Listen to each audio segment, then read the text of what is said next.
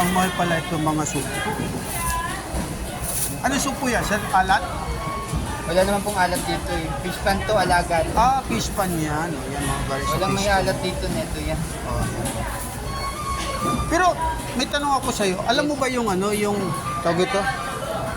Yung hepon na ano, yung lalaki? Kung paano mo malalaman na may ano Ay, yan, may hindi ko lalaki? po alam yun, sir. Ay di mo Alam ko lang po mag-feedback yan.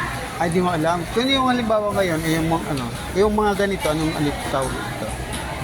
Babae ata yan eh, kasi lapad. Ah, pag mga lapad mga babae. Opo. Ito.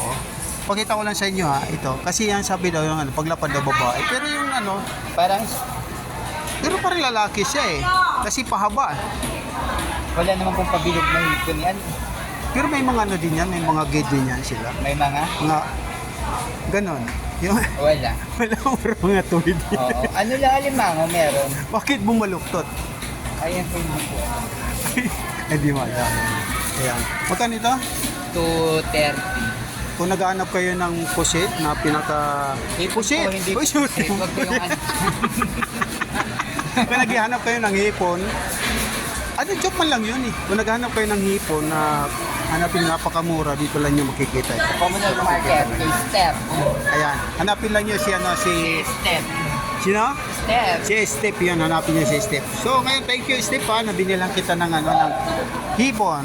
Yan, thank you.